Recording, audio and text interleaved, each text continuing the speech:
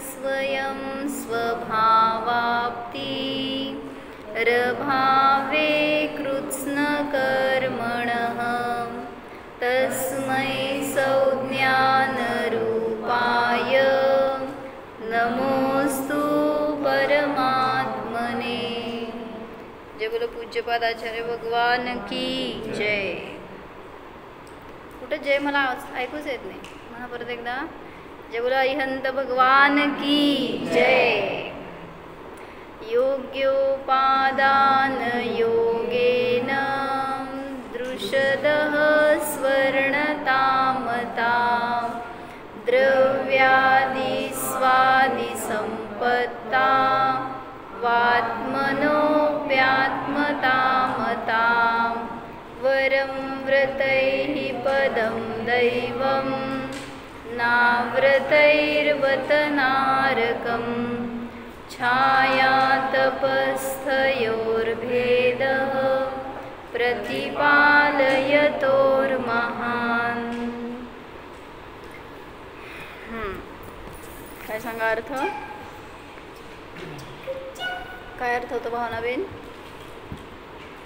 वरम व्रतैहि पदम दैवम। घ्या ना, अजून एक पुस्तक आहे की सेपरेट मिळालं? कुठलं चाललंय? तिसरं श्लोक आहे, वाचा काय अर्थ आहे?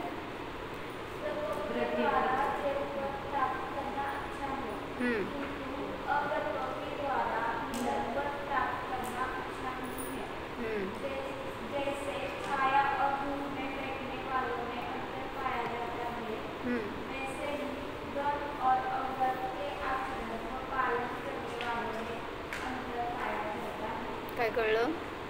सिद्धी रुद्धी काय कळलं? म्हणजे तुम्हाला देवगतीला जायचं आहे का नरकगतीला जायचं आहे असं विचारले श्लोकात. कुठं जायचं आहे आत्मजा? मोक्षाला. आमच्याकडे तो वेच नाही आहे. कुठं जायचं स्वस्ती? मोक्षाला. आणि आद्विकाला घरी. कुठं जायचं आपल्याला? तर जर स्वर्गाला जायचंय तर व्रत संयमाचं पालन करावं लागेल, ते पण ज्ञानपूर्वक. आणि जर अव्रताचं मध्ये असंयमामध्ये रुची असेल तर नियमाने कुठं जाणार? नरक निगोदादी गतीमध्ये जाणार. का का का का मग आमचे देव पण असंयमीच आहेत की. मग तुम्ही इथं व्रत नियम करता तर देवगतीला जाता, तिथं पण असंयमच आहे. मग इथं संयम केल्यावर नरकादी गतींना जाता, तिथं पण असंयमच आहे.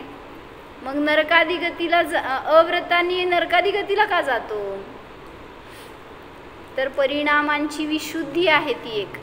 मग जेव्हा विशुद्ध परिणाम असतात त्यावेळेस तिथं त्याच्याद्वारे त्याग आहे ना तुमचा. एखादं व्रत घेता म्हणजे काय करता हो? त्यागाचे संयमाचे भाव आहेत, स्वतःला भोगापासून दूर ठेवण्याचे भाव आहेत. संयम म्हणजे काय समजते? म्हणजे समजा मी आज रात्री भोजन करणार नाही नियम केला, आज हॉटेलचं खाणार नाही नियम केला, ह्याला बंधन केलं ना स्वतःला तुम्ही. मग ते भाव पहिला महत्त्वाचे आहेत. जबरदस्ती कोणीतरी दिलं तर त्याला व्रत नियम संयम म्हटलं जाणार नाही, त्याचं फळ तसं नसतं. काय म्हणले आत्मज? आज मी समज तुला नियम दिले नाही बरं का, दिले नाही, घेतलास तू जर असा नियम घेतलास की मी आज मोबाईल वापरणार, चालतंय ना? काय प्रश्न आहे? आता तू बदललायस, तुझं असं हृदय परिवर्तन झालेलं मला माहिती आहे. हो ना रे? हो ना मम्मी? तर जर असं नियम मी दिला तुला जबरदस्ती घे, काय नसते होत, आणि तू घेतला पण तुला सारखं भावना काय वापरायचं आहे किंवा काय खायचं नाही असा नियम दिला तर सारखं खायचं आहे. आज उपवास, ओ यो सॉरी हिंदी सांगायचं आहे. काय म्हणायचं होतं? काय सांगत होते मी? हां, अरे बस माझ्या बाजूला ट्रांसलेशन कर मराठीचं हिंदीमध्ये. तो अगर हमें व्रत पालन करना है तो उसके पीछे के परिणाम आवश्यक है. उससे देवगति का उत्कृष्ट पद का प्राप्ति होती, पद की प्राप्ति होती है. मतलब अगर हमने असंयम के भाव किए हैं तो नियम से दुर्गति का आश्रव बंद होगा. नहीं, मैं क्या बता रही थी? हाँ, ये बताना था मुझे कि गुरु ने हमें नियम दिया और आपने लिया, इसमें क्या डिफरेंस है? जो भी गुरु ने बताया या आपने कहीं से लिया हो, तो गुरु ने दिया और आपने लिया, इसमें क्या डिफरेंस है? आपने लिया तो अच्छे भाव से उसका पालन होगा. मलाच का आपने लिया. बर मी म्हणा की हमने म्हणा हो.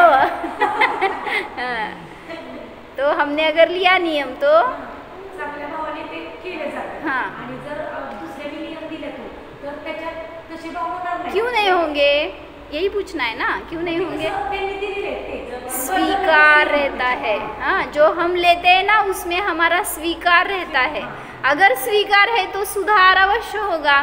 मैंने बताए थे ना, क्या बताए थे योगिता ताई? काय सांगितले होते हो? जहाँ स्वीकार है वहाँ सुधार है. तो हमने अगर स्वीकार किया है ना कि हाँ ये आलू प्याज में जीव रहते हैं, अगर उनको हम भक्षण करेंगे तो उससे उनकी हिंसा होती है.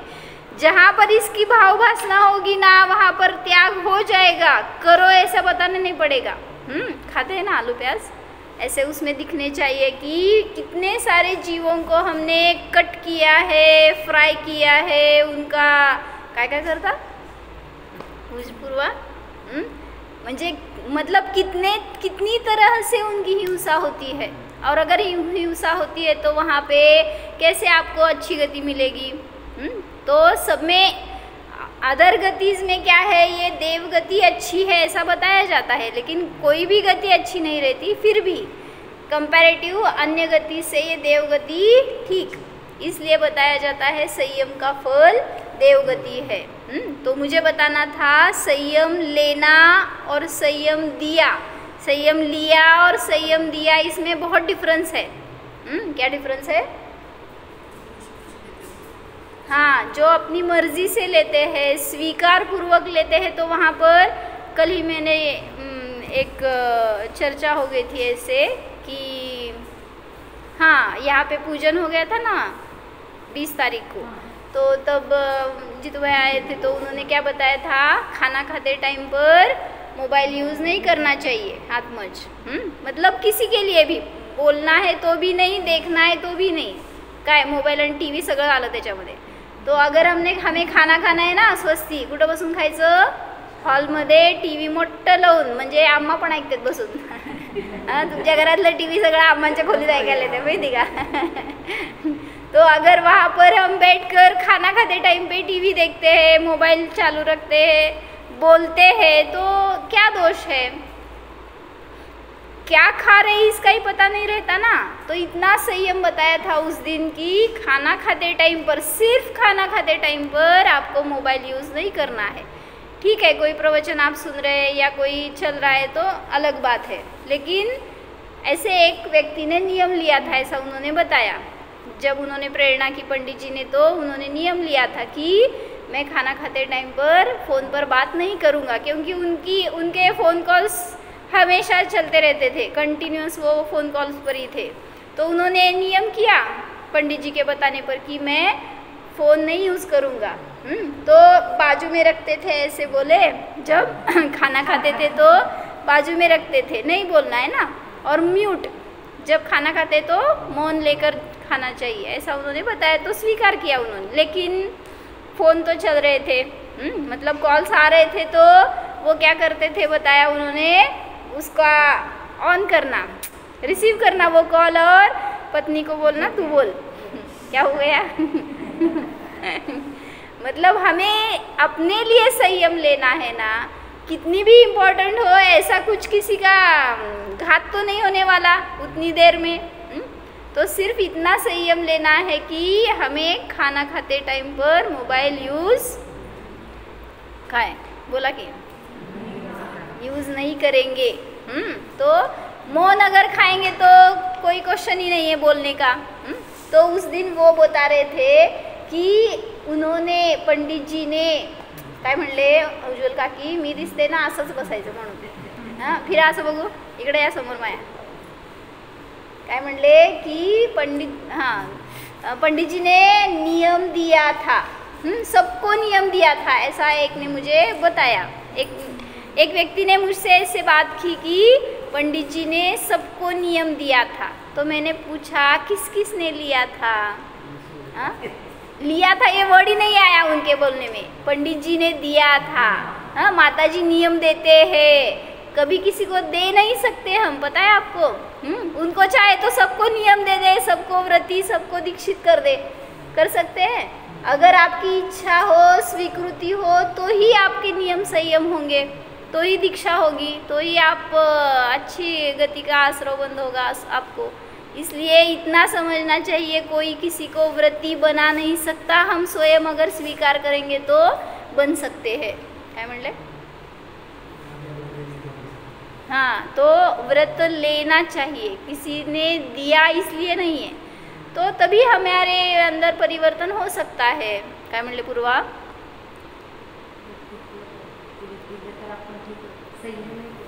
हाँ, मतलब इच्छा नहीं रहती उसमें पालन की। जैसे हमें दिया जाता था जब छोटे बच्चे थे, तो ये आपको बाहर का नहीं खाना है, या कुछ भी ऐसे काय होता है नियम काय देते, तो रात्रि भोजन घर में नहीं करते तो नहीं करना चाहिए, ऐसे सब बता देते, तो करते थे। लेकिन उसका साइंस नहीं पता, उसका लॉजिक नहीं पता, वो उसकी इच्छा नहीं है पालने की, तो उसका क्या यूज़ है? तो इसलिए बताया, अभी तो ज्ञान हो गए तो इच्छा पूर्वक नियम लेना चाहिए और उसका पालन करना चाहिए वैसे ही, तभी व्रत से देवगति की प्राप्ति होती है। चलो एक बार बोलेंगे, बोलो। 3rd श्लोक है, वरम व्रतैः पदं दैवम्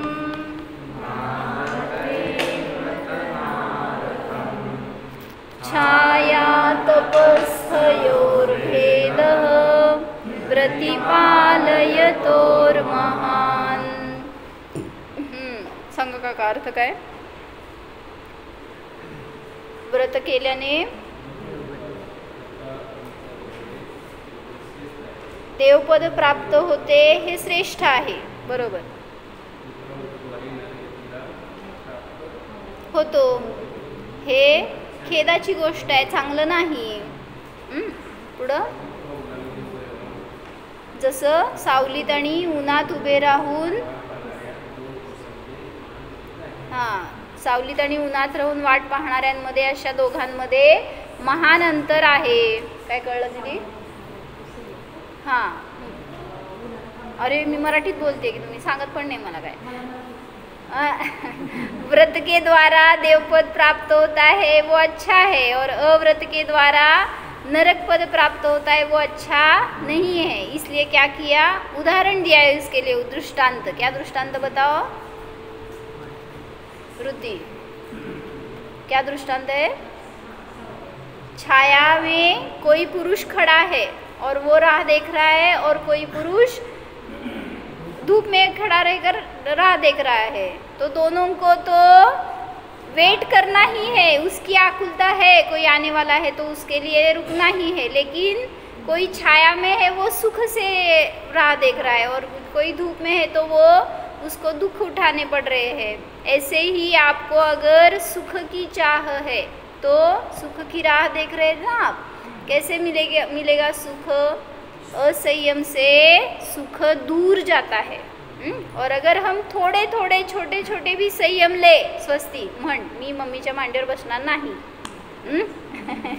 आपल्यासाठी संयम, मी देवासारखं छान बसून ध्यान करणार, मंदिरात आल्यावर तर भगवंतांसारखंच मी पण त्यांच्याकडे दर्शन करून त्यांच्यासारखा मी आहे असं जाणणार।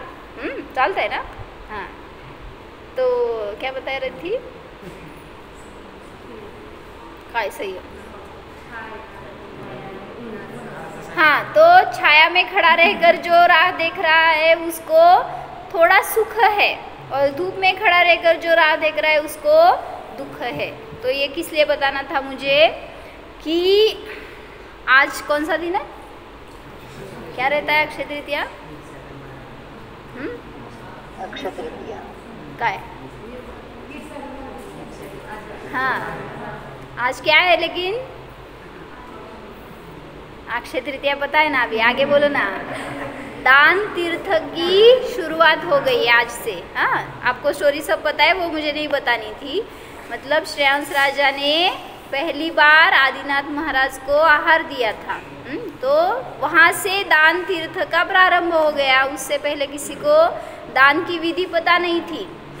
तो आज से ही दान की विधि सबको समझ में आ गई और वहाँ से दान तीर्थ शुरू हो गया। तो आज माता जी ने क्या बताया दोपहर में, दान, सच्चा दान क्या है, किसको दिया जाता है, कब दिया जाता है, कैसे दिया जाता है, किसका किसको कौन सा दान होता है सच्चा दान, बोला योगी तते पटशिष्य महाराज आमांचे महाराजांचे म्हणून विचारलं।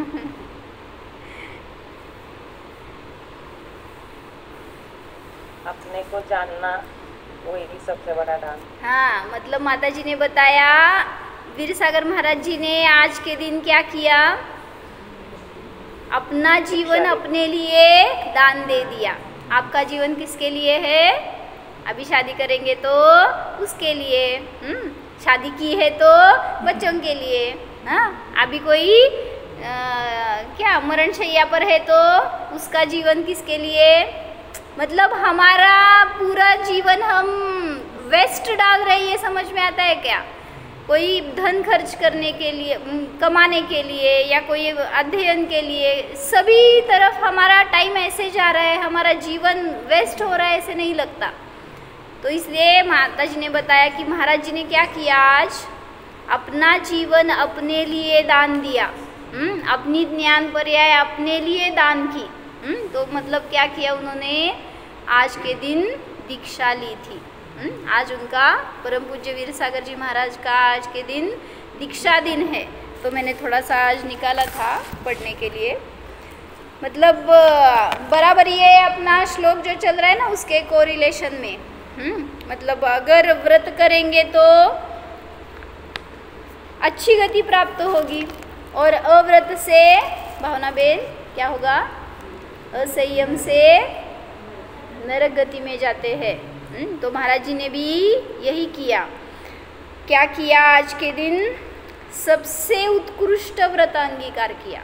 क्या है वो, महाव्रत। सांगायचं का मग ते 105 आणि 108, नाही तर ते माझा आज विषयच राहायचं, राहू दे, उद्या घेऊ आपण ते कधी यायचं माहीत नाही पण मला आज ते सगळं व्रताचं सांगायचं आहे ॲक्च्युली। आणि अक्षय तृतीया एकच दिवस येते तुमच्याकडं, आमच्याकडं रोज असेल म्हणजे छान वाटलं होतं ॲक्च्युली ना। सकाळी आम्ही वाचलेलं एक टॉपिक आहे ते खूप सुंदर आहे, म्हणजे जर तुम्हाला मिळाला तर यूट्यूबवर उलट सकाळचं ऐका। ते एक महाराजींच्या जीवनातली घटना आहे आणि एकांची संलेखना त्यांनी साधली, तर कशा रीतीने कशी साधली, किती 15 वर्षाचा मुलगा होता फक्त, आणि त्यांनी कशी साधली हे छान सांगितलं त्यांनी लेखामध्ये, ते आम्ही वाचले। तर ते तुम्हाला मिळालं तर ऐका।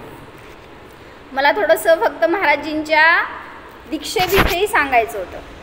महाराजींनी, वीर सागर महाराज जी ने दीक्षा जब ली थी तो उसके पहले वो गृहस्थ दशा में कैसे थे और कैसे परिवर्तन हो गया, थोड़ा उनका परिचय बता रहे थे। तो इसमें से पढ़ती हूँ। जब वो, हे मराठी आणि हिंदी संकट है मोठं। जब वो कॉलेज में थे तो उनको थोड़ा सा एसिडिटी की तकलीफ़ थी। तो 1969 में उनको अल्सर की वजह से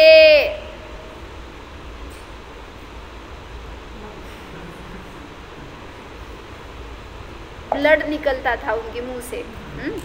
तो डॉक्टर से जब उन्होंने पूछा तो डॉक्टर ने बताया इसके लिए सिर्फ ऑपरेशन ही इलाज है और कोई इलाज नहीं है। तो फिर डॉक्टर ने बताया कि आपकी उम्र तो बहुत छोटी है। महाराज जी का जन्म कितने साल का था, 45 ना, 44 था, क्या था 1940 में उनका जन्म हुआ था।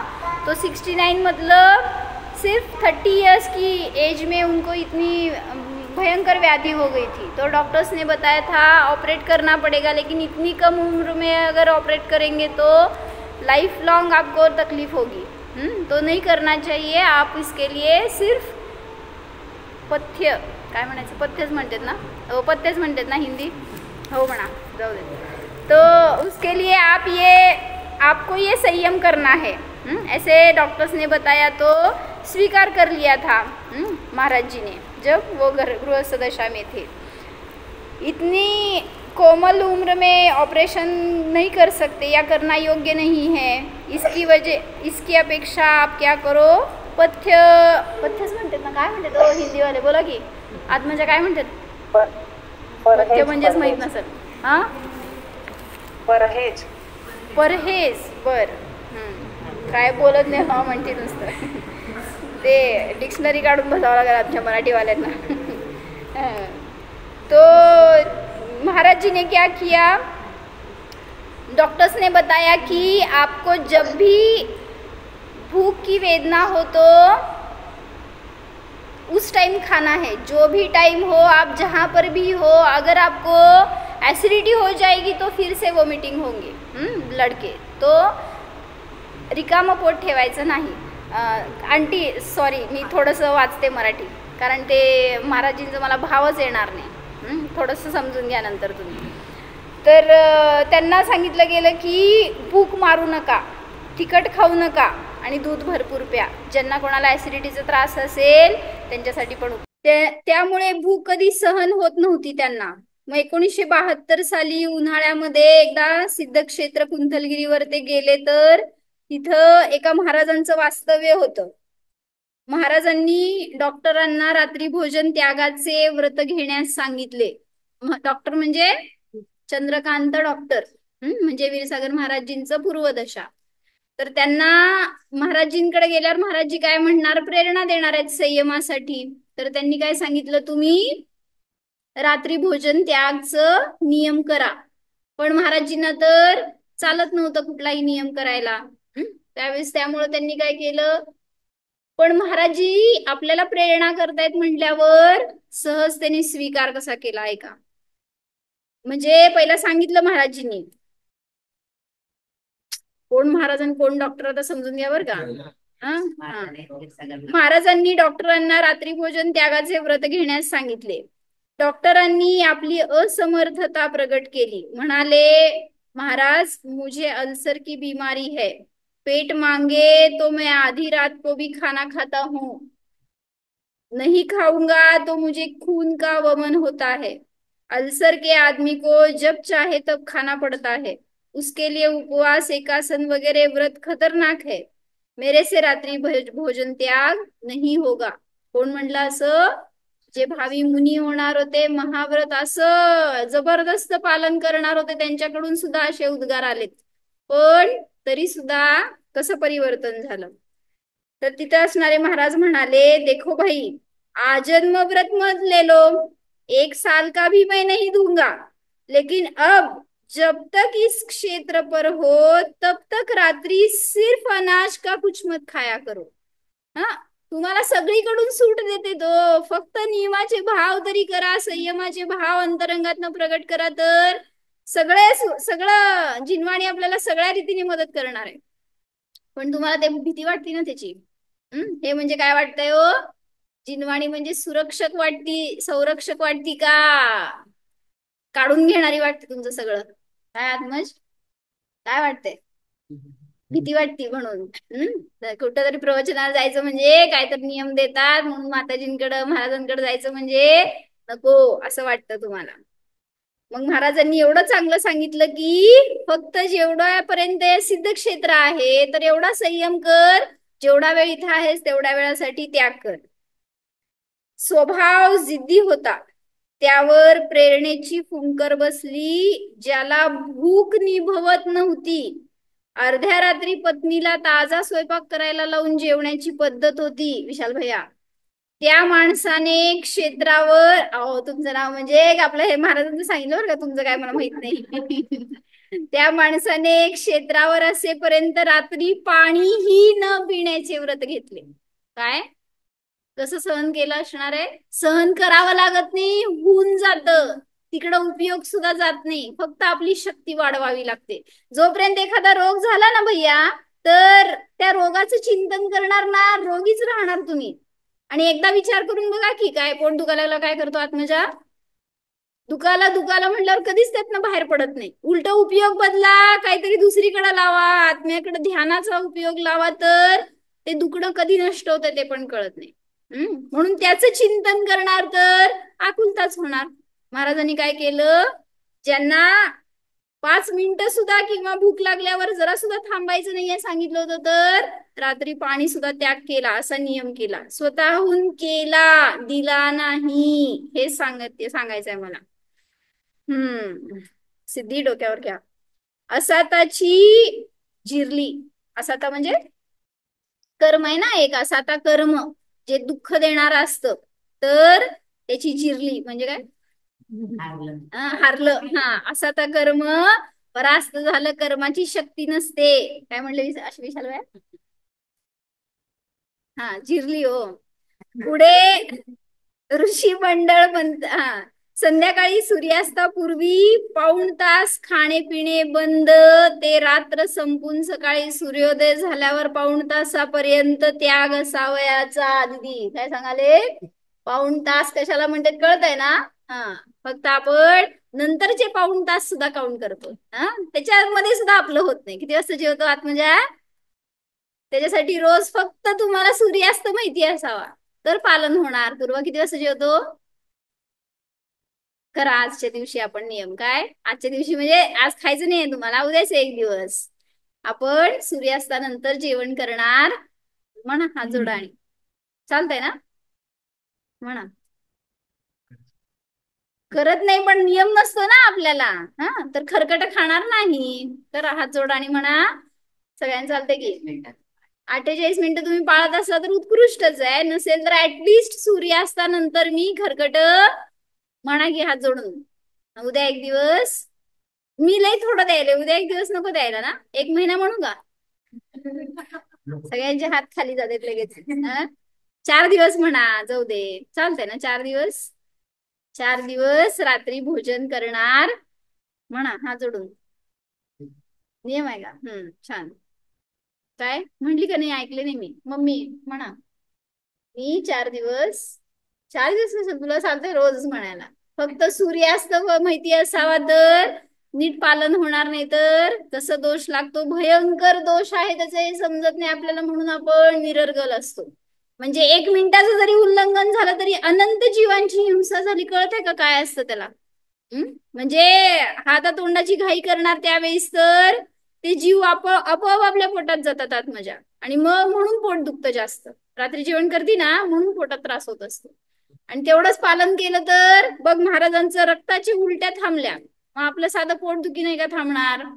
म्हणून व्यवस्थित पालन करायचं, एवढंच करायचंय आपल्याला. दुसरं काय करायचं, काय सोडा म्हणून सांगितलं नाहीये. सगळं खावा, फक्त दिवसा खावा. पक्ष बर का. तर त्यांनी असा नियम केला की 1.5 तास आधी आणि 1.5 तास नंतर, म्हणजे सूर्योदयाच्या आधी 1.5 तास संपवणार आणि सूर्योदयाच्या नंतर 1.5 तास सुरू करणार खायला रे भैया. हा, तर असा त्यांनी नियम केला.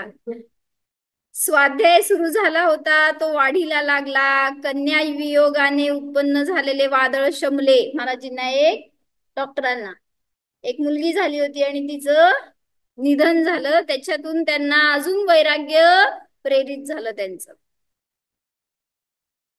मग त्याच्यानंतर एक दिवस त्यांना म्हणजे एक संस्कार करत गेले ते, की मला दीक्षा घ्यायची आहे, आणि ते हळूहळू कसे दृढ होत गेले हे सांगितलं. 1975चा दिवस उजाडला. आमच्या कोणाच्या डोक्यात विषय नव्हता, म्हणजे घरातले हे बरं का, घरातल्यांनी त्यांचा अनुभव सांगितलाय.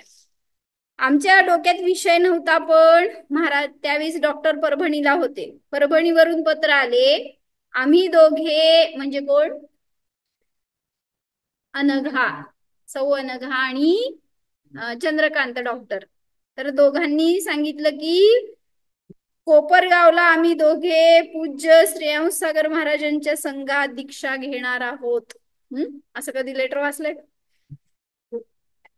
तर लिहित जावा, जो वाचायला दुसऱ्याला मिळेल. काय वैराग्य व्हावं कोणाला तरी असं.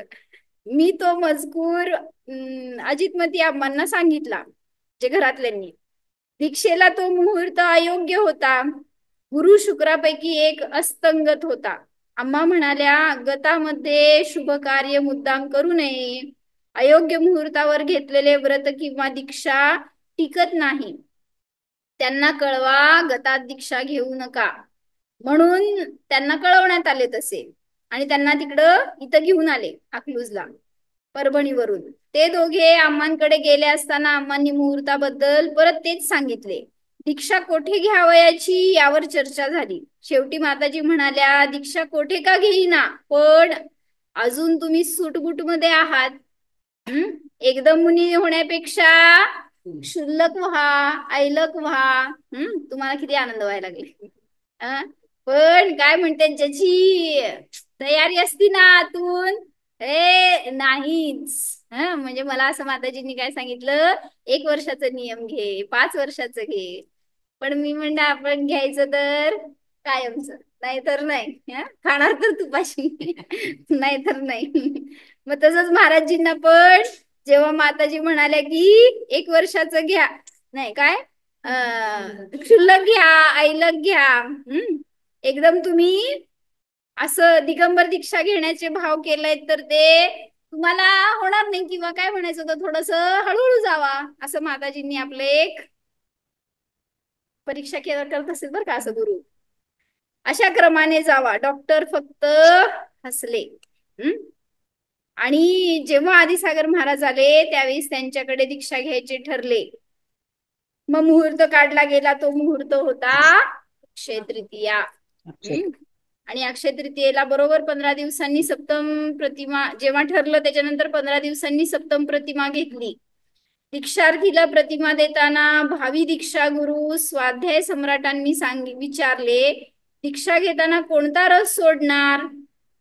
डॉक्टर म्हणाले, तेल आणि दही.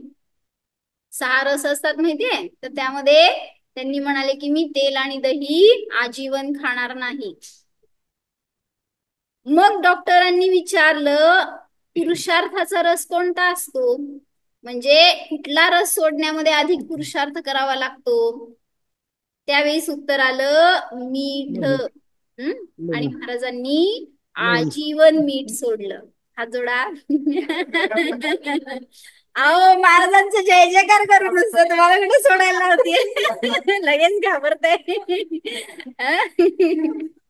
जय बोलो वीरसागर मुनी महाराज की जय. उत्तम संयम धर्म की जय. घरात असताना गेली 2-2.5 वर्षे षटरस पालन करीत होते. पण आठवड्यातून 1 दिवस बिना मिठाचे खाणे आणि वयाला 35 वर्षे पूर्ण होताना एकदम कायमचे मीठ सोडणे, यात केवढे अंतर होते. आजीवन पर्यंत मीठ खायचं नाही. सोपं होतं का अवघड होतं पूर्वा? सोपं म्हणजे आपल्या आयुष्यामध्ये पण तसं पर्याय येऊ शकते. अवघड म्हणलं की सगळं अवघड असतं. उपास करणं सोपं आहे का एकासन करणं? उपास करणं सोपं आहे का एकासन? दीदी काय काय हो साधना काकी, बोल की. घाबरते तुम्ही उपासाला. म्हणजे आपल्याला वाटतं की खाणं म्हणजे सोपं आहे, उपास करणं म्हणजे अवघड आहे. पण उलट सांगितलं की सगळे व्रत एकापेक्षा एक पुढं पुढं खाण्यावरचे नियंत्रणाला जास्त त्यांनी महत्व सांगितलं, म्हणजे जास्त ते इम्पॉर्टंट आहे. उपास करणं सगळ्यात सोपं आहे. हो ना, म्हणजे येईल तर आपल्या जीवनामध्ये. तर महाराजजींनी आजीवनसाठी मीठ सोडले, पण नेहमी सणक यायची ती टोकाला जाण्याची. जे पण करणार ते उत्कृष्टच. म्हणून मागं सांगितलं होतं काय, शिकणार तर सगळ्यात बेस्ट डिग्री घेतली. कुठली हो? ज्याच्यामध्ये की सगळ्यात जास्त बुद्धी लागते, म्हणजे MBBS डॉक्टर झाले. परत नियम करणार तर सगळ्यात उत्कृष्ट गोष्टीचा त्याग केला, म्हणजे आता खाण्यापिण्यामध्ये मिठाचा त्याग केला. आणि पुढं सांगितलं की दीक्षा घेणार तर उत्कृष्टच. क्षुल्लक ऐलक वगैरे असलं हळूहळू असलं आपल्याकडे काय नाही. घेतलं तर दिगंबरच दीक्षा घेतली. असं महाराजींचं जीवन होतं. सणक यायची ती टोकाला जायचीच. तुमच्या भाषेत सांगायला काय म्हणायचं? नेहमी सणक यायची ती टोकाला जायचीच. काय म्हणायचं? बर, आठवून सांगा. लगेच कायमचे सेंदिरोन सोडले. गुरूंनी दीक्षा प्रसंगी वीर सागर आणि चंद्रमती अशी नावे ठेवली. हे सगळं पुढं सगळं त्यांनी घेतलेलं आहे. म्हणजे मला सांगायचं होतं की महाराजींनी व्रताला असं घाबरून माग सरकले नाहीत. ज्याची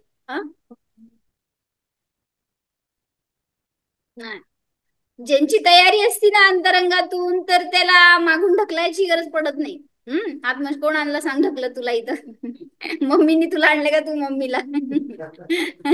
म्हणजे दुसऱ्याला ओढून आणावं लागलं तर तुमची इच्छा नसताना आला असा अर्थ होईल. पूर्वा कसा आली तू? आज पहिल्यांदा ती आली म्हणून. तर म्हणजे जर जिथं जायचंय ना, समर कॅम्पला जायचं म्हणजे किती उत्साह सांग, आणि अम्मांकडे यायचं म्हणजे किती उत्साह होता. म्हणजे आपल्याला जिथं इच्छा असती, तिथं रुची असती, तिथं इच्छा सहज. रुची आणि इच्छा एकच की, रुची असती तिथं वीर्य असतं. म्हणजे तसा पुरुषार्थ घडतो. म्हणून इच्छापूर्वक धर्म करा, भावपूर्वक धर्म करा तर सोपं आहे, आणि तेच जबरदस्ती केलं तर अवघड आहे. म्हणून जे पण व्रत करणार, एखादं व्रत आपल्या जीवनामध्ये असावं. कसंही असे ना, लहान मोठं, पण ते व्रत आपल्याला जर सुरक्षा कवच आहे तर त्याचं अवलंबन घेतलं पाहिजे. म्हणा एकदा श्लोक. वरम व्रतैः पदं दैवं नाव्रतैर्मतनारकम् छाया तपस्थयोर्भेदः प्रतिपालयतो. जेव्हा एखादं व्रत आपण आजीवन घेतो, 2 प्रकारची व्रत असतात, नियमरूप आणि यमरूप. लिहा काय म्हटले? व्रताचे 2 भेद आहेत. नियमरूप व्रत आणि यमरूप व्रत. काय असतो? थोड्या काळापुरतं नियम असतो, त्याला मर्यादा असते, काहीतरी काल मर्यादा असते. आणि यम असतो तो कुठलाही कशाही प्रकारचा असू दे, तो नियम, तो व्रत, ते संयम आजीवन असतं. म्हणून नियम असतं तर त्याला काळ मर्यादा आहे. काहीतरी एवढ्या दिवसासाठी घेतो, 12 वर्षासाठी घेतो, 1 वर्षासाठी, असं तुम्ही जे काय काळ मर्यादा पूर्वक घेणार त्याला म्हणायचं नियमृत व्रत. आणि जे आजीवन घेतलं जातं ते यमरूप असतं. दीक्षा कशी असते हो? यमरूप म्हणायचं. म्हणजे आजीवनसाठी गृहस्थ दशेचा त्याग. अन्य मतांमध्ये थोड्या दिवसासाठी जाऊन परत येतात, त्याला दीक्षा म्हणत नाहीत. म्हणजे ते आजीवन नियम नाही झाला तो, आणि ऍक्च्युली तशी दीक्षा नसते. मग म्हणून सांगितलं, आपण पण जो काही नियम संयम करतो, थोडा असेल तर थोड्या दिवसासाठी घेतला तर तो नियम झाला, आणि एखादं जर आजीवन घेतलं तर त्याला यम म्हणायचं. यमपूर्वक घेतलेला नियम. तर आम्ही असं काय, दीक्षा ते छेद करते त्याला काय म्हणायचं? दीक्षा छेद करते त्याला काय म्हणायचं? ते तर कुठं नियम संयम मध्ये आलंच नाही ना, ते तर व्रताचा भंग झाला, उलट दोष लागला त्याच्यामध्ये. म्हणून त्याला व्रत म्हणलं जाणार नाही. बरं, ज्यांनी सकाळचं नाही ऐकलं त्यांच्यासाठी थोडस रूपरेषा सांगते, काय घेतलं होतं आम्ही सकाळी. चांगलं प्रकरण होतं. 15 वर्षाचा मुलगा होता, त्याचं नाव होतं राहुल. त्यांच्या आईनी हे लेख लिहिलेला आहे, जे की महाराजींच्या संपर्कामध्ये आले होते, आणि त्याला मुलाला त्या प्रेरणा मिळाली होती, त्याला मार्गदर्शन मिळालं होतं. माझा एकुलता एक मुलगा चिरंजीव राहुल, याला बोन कॅन्सर झाला होता. ॲस्ट्रोजेनिक सार्कोमा म्हणतात त्याला. त्या रोगाचे निदान झाले तर डॉक्टरांनी सांगितलं या रोगाला आजपर्यंत अजून औषध निघालेलं नाही. म्हणजे व्हायचं तर माझ्याच मुलाला व्हायला पाहिजे होतं असं तिला वाटलं असेल, ज्याला औषधच नाही. आणि ती खचली पहिल्यांदा. आपल्या डोळ्यासमोर एवढा लहान मुलगा मृत्यूच्या समोर चाललाय म्हटल्यावर, जगाच्या पाठीवर कुठेही या रोगाचे औषध नाही. जेव्हा हे समजले तेव्हा तो मुलगा एकुलता एक होता म्हटल्यावर अत्यंत व्याकुलता व्हायला लागली दोघांना. मृत्यू समोर अटळ दिसत होता. एकच इच्छा उरली होती की आता दगड ठेवून स्वतःवर काय स्वीकारायचंच होतं, मनावर दगड ठेवून की हा जाणार आहे. फक्त इच्छा अशी होती की जसं आम्ही त्याला फुलाप्रमाणे जपले वाढविले तसेच कसलाही त्रास न होता फुलाप्रमाणेच हा अलगद जावा, त्याला कुठली वेदना न व्हावी. आईचं हृदय कसं असतं शेवटी आईवडिलांचं, म्हणजे जे मुलाला त्रास नाही होऊ देणार. सगळ्यात जास्त सांगितलं की वेदना तुम्हाला आपल्या शरीराच्या त्रासाने होत नाही, जेव्हा आपल्या मुलांकडं बघून त्यांना त्रास होतोय दिसतं ना त्यावेळेस जास्त वेदना होतात. का का काओ काओ काका का तर ते राग असतो, तो रागजनित दुःख वेगळं आणि पीडाजनित दुःख वेगळं. त्यामुळं पीडेचं दुःख नष्ट होईल कधीतरी, पण रागाचं दुःख नष्ट व्हायला भव जातात. चला, तर त्याच काळामध्ये वीरसागर महाराजजी त्यांच्या आयुष्यामध्ये आले आणि त्यांनी जर भेटले नसते तर हे दुःख गिळणे शक्य झाले नसते. अत्यंत जड अंतःकरणाने सोलापूरला वीरसागर महाराजांच्या दर्शनाला त्या मुलाला नेलं. महाराजींनी त्याला एवढं सुंदर ना छोट्या थोड्या सोप्या भाषेमध्ये छान उपदेश दिला त्या मुलाला बरं का. महाराजींनी त्या मुलाला आत्मा व शरीर कसे भिन्न आहेत हे विस्तृत रीतीने समजावून सांगितले. आत्मा अमर आहे, आपण कपडे बदलतो त्याप्रमाणे जीव आपल्या कर्मानुसार शरीर धारण करतो, शरीर बदलतो. कळलं? कपडे काढून टाकल्यावर किती त्रास होतो, किती दुःख होतं, तसंच हे शरीर म्हणजे आत्म्याचे कपडे आहेत.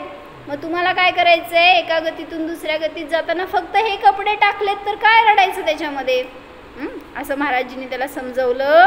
जेवढं सोपं आहे ना कपडे टाकणं तेवढं सोपं आहे हे शरीर सोडणं. तू येथेही आहेस, स्वर्गातही असणार आहेस, म्हणजे तुझा तर नाश होणार नाही आहे, मग कशाला घाबरायचं, असा बराच वेळ उपदेश केला व समोर बसवून ध्यान करवून घेतले. सगळ्यात महत्त्वाचं म्हणजे नुसतं सांगून सोडून दिलं नाही तर त्याचा उपयोग सुरक्षित करण्यासाठी त्याला ध्यान कसं करायचं हे समजावून सांगून करवून घेतलं. रोज न चुकता सकाळ दुपार संध्याकाळ ध्यान आत्मचिंतन करावयास सांगितले. 5 अणुव्रते व रात्री भोजन त्याग नियम देऊन त्याला व्रती केले. व्रताचं फळ सांगायचं होतं ना मला, त्यासाठी हे घेतलं. म्हणजे एखादं व्रत जरी आजीवनसाठी घेतलं, घेण्याचे भाव झाले त्याचे त्या कंडिशनमध्ये, आपली एवढी कंडिशन खराब आहे का हो, आणि आपल्याला साधे नियम संयम घ्यायचे भाव होत नाहीत, कुठं जाणार आपण. सांगितलं ना, नरकाचा जर बंद झाला असेल ना संयमाचे भाव होत नाहीत. उज्ज्वल काकी काय म्हणले, काही जरी आपल्याला कोणी प्रेरणा केली की हा संयम घ्या आणि ते त्यावेळेस नको वाटलं आपल्याला तर समजून घ्या यू आर इन रिस्क. तर रात्री भोजन त्याग आणि 5 अणुव्रतेचे त्याला नियम दिलं, घेतलं म्हणायचं. त्यावेळी नुकताच चंद्रमती माताजींचा स्वर्गवास झाला होता.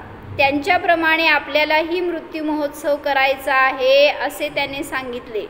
शेवटी असेही म्हणाले की तू पुढे गेलास, महाराजांनी सांगितलं बरं का त्या मुलाला, तू जर पुढे गेलास तर आम्हाला संबोधन करायला मागे ये.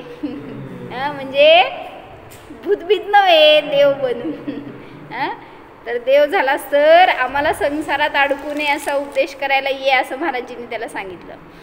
त्यानंतर त्यांच्या उपदेशाप्रमाणे तो दररोज आवडीने ध्यान चिंतन करू लागला. किती वर्षाचा, तू किती वर्षाची, 18 ना, म्हणजे किती लहान बघ, तुझ्यापेक्षा सुद्धा लहान होता तो मुलगा. दिवसेंदिवस शरीर कृश होत होते, परंतु त्याला कसलीही वेदना किंवा तळमळ झाली नाही. मरणापूर्वी 4 दिवस त्याने एकदा दुपारी आपण होऊन सर्वांना बोलावून घेतले. महाराजींनी जे दिलं ना, संस्कार केले ना, त्याच्यावर जी धारा दिली होती, जी दिशा दिली होती ना, त्याच्या अनुसार त्याचं चिंतन एवढं सुंदर चालू होतं की त्यांनी घरातल्या सगळ्यांना एक दिवस बोलवलं आणि सांगितलं, समयसारची 38वी गाथा म्हणा असं त्यांनी सांगितलं बरं का. पाठ करायची ती गाथा तुम्हाला. तर त्यांनी स्वतः ती म्हणली आणि इतरांकडनं म्हणवून घेतली तशी. म्हणायची आपण म्हणा, मी सांगते. अहमिको खलु शुद्धो दंसननाणमयो सदारुवी नाणमयो सदारुवी नवी अथि मज्ज किंचिवी नवी अथि मज्ज किंचिवी अन्नं परमाणुमित्तं पी अन्नं आवाजच येईना की कुठं चाललेत. तर तो स्वतः म्हणाला आणि इतरांना म्हणायला लावली ती गाथा. त्याचा अर्थ पण त्यांनी सांगितला. निश्चय से मैं एक हूँ, शुद्ध हूँ, दर्शन ज्ञानमय, अरूपी हूँ. कोण सांगते कळतंय का? अशी मरणाची वेदना होतीये शरीरात आणि तो सांगतोय मी तर अरूपी आहे, ज्ञान दर्शन आनंदमय आहे. काय असेल परिणती त्याची? काय जादू केली असेल महाराजींच्या शब्दांनी. अन्य परद्रव्य परमाणु मात्र भी मेरा कुछ भी नहीं लगता है. असं सगळं त्याचं दिवस 4 दिवसपर्यंत, तर शेवटच्या 4 दिवसात सगळं असं ज्ञान ध्यानामध्ये चालू होतं. कसलाही त्रागा नाही, गोंधळ नाही. अखेरच्या रात्री झोपताना ध्यान आत्मचिंतन केले, नमोकार मंत्र म्हटला व मला आज खूप झोप आली आहे, उद्या कोणीही उठवू नका असे सांगून झोपला. अक्षय तृतीयेच्या दिवशी पहाटे अत्यंत शांत रीतीने देहत्याग केला. आजचाच तो दिवस होता, असं कोइन्सिडन्स झाला होता. आणि समाधी मरण साधले. त्याच्यावर उपचार करणारे जे काही ऑर्थोपेडिक सर्जन होते पुण्याचे प्रसिद्ध डॉक्टर, कोण डॉक्टर विनोद कोठारी, यांनी त्याच्या मृत्यूबद्दल आश्चर्य प्रगट केला. त्यांनी विचारले, तुम्ही तुमच्या कॅन्सर झालेल्या मुलाला असं काय सांगितलं की त्याला अजिबात वेदना झाली नाही? मला पण सांगा, इतर पेशंटना सांगता येईल असं त्या डॉक्टरांनीच त्या पेशंटला विचारलं, म्हणजे आईला पेशंटच्या. मला कळाले तर इतर पेशंटला सांगायला बरे होईल. आम्ही त्यांना परमपूज्य वीरसागर महाराजांचे मार्गदर्शन कथित केले. डॉक्टरांच्या वैद्यकीय शास्त्रानुसार या रोगाच्या अखेरीस त्याला रक्ताच्या उलट्या होतील आणि असह्य वेदनेमुळे कदाचित त्याला बेशुद्ध करण्याचं इंजेक्शन द्यावं लागेल, अशी परिस्थिती असती या पेशंटना शेवटी. पण त्याचं शेवट बघितल्यावर त्यांना विश्वासच बसेना डॉक्टरांना की इतक्या सहज गतीने पण जाऊ शकतो कोणी जीव. निरनिराळे तर्क केले गेले होते, परंतु ते सर्व खोटे ठरले.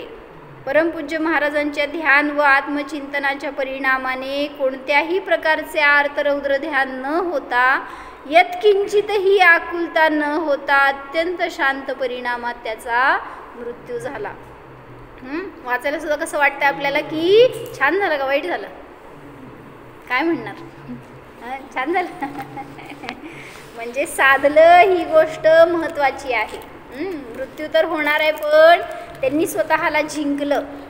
शरीराच्या आहारी नाही गेला, त्या वेदनांच्या आहारी नाही गेला. चिरंजीव राहुलप्रमाणेच ज्यांनी अनेक जणांना सल्लेखनाव्रत देऊन कृतकृत्य केले, त्यांचे जीवन सार्थक केले, त्यांना मोक्षमार्गाचे पथिक बनवले, त्या वीरसागर महाराजांनाही अखेरच्या काळात अत्यंत कठोर शरीरपीडेच्या प्रसंगातून जावे लागले. तरीही ते शेवटच्या घटकेपर्यंत अत्यंत शांत, सावध, आत्मलीन होते. म्हणूनच त्यांचे वीर हे नाव सार्थक झाले. कोणाला वीर म्हणायचो?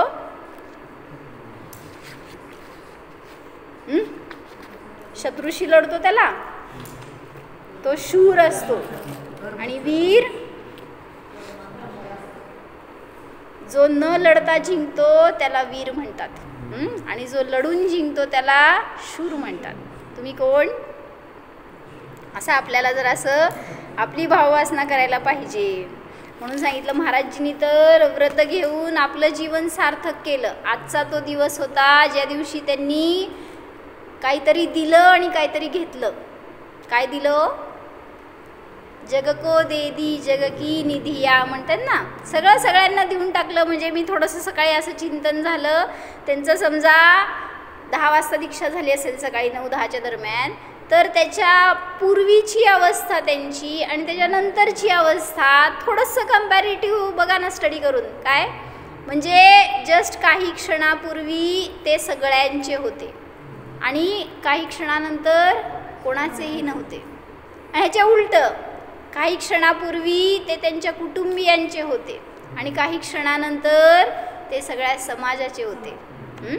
परत म्हटलं काही क्षणापूर्वी त्यांच्याजवळ सगळा परिग्रह, संघ, त्याचे विकल्प, त्याचा भार, त्याचं सगळं चिंतन वगैरे सगळं असेल, कर्तव्य होत्या, जबाबदाऱ्या होत्या, सगळं काही दिवसांपासून किंवा काही पूर्वी.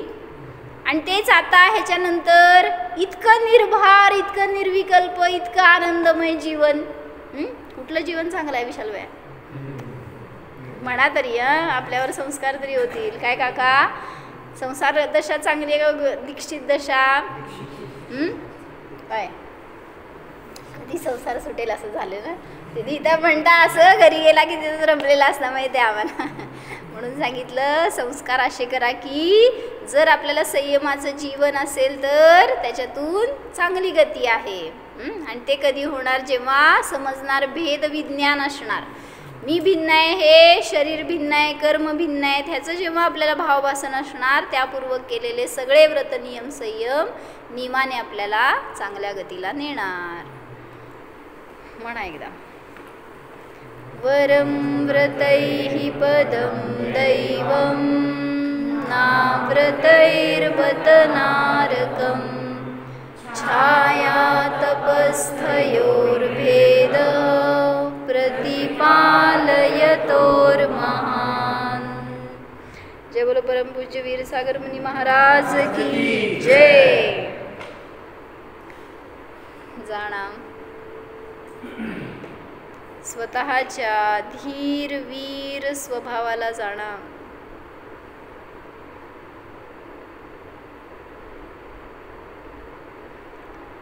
संयम धर्म स्वरूप जाणा.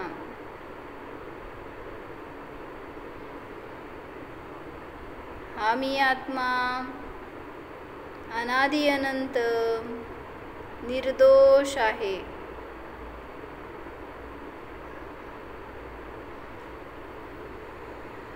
निष्कर्म आहे, निसंसार स्वरूप आहे.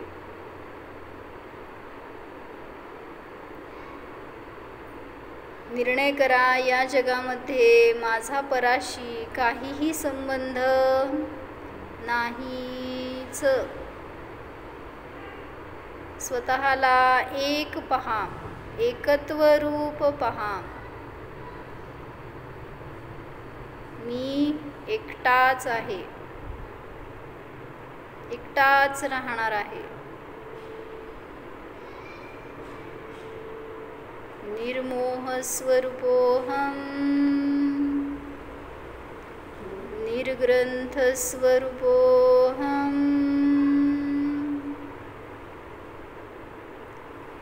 जीवोऽहम्. ओम